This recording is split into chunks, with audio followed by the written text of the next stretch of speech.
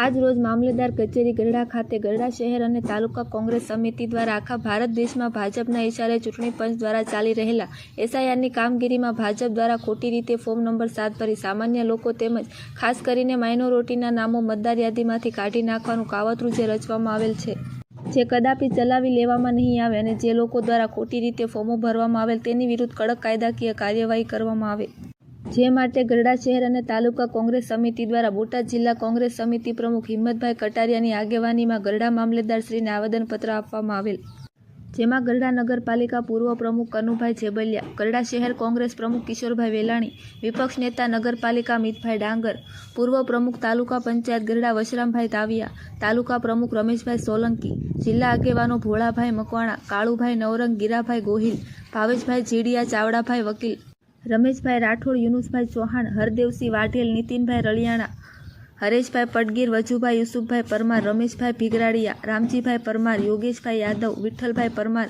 પીડી પરમાર વગેરે આગેવાનો જોડાયા હતા. રિપોર્ટર જયદેવી મંડીર.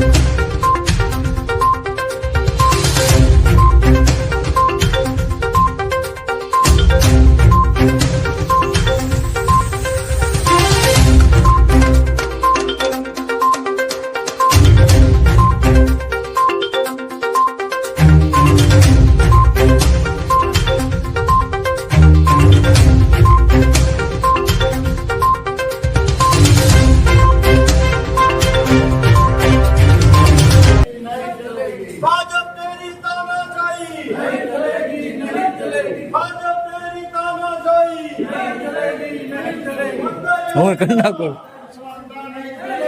મતદાર યાદીમાં મનમાની નહીં ચલેગી, નહીં ચલેગી. મતદાર યાદીમાં મનમાની નહીં ચલેગી, નહીં ચલેગી. મતદાર યાદીમાં મનમાની નહીં ચલેગી, નહીં ચલેગી.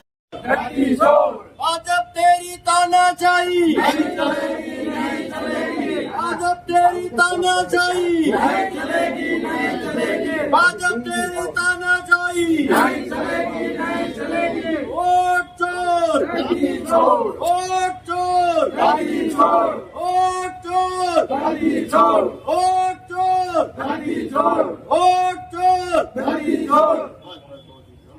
સ્થળાંતર ઓકે આ નથી એવું એ બોલે થોડો ફોટા ચડો 10 મહિના પહેલા ચૂંટણી જીતે.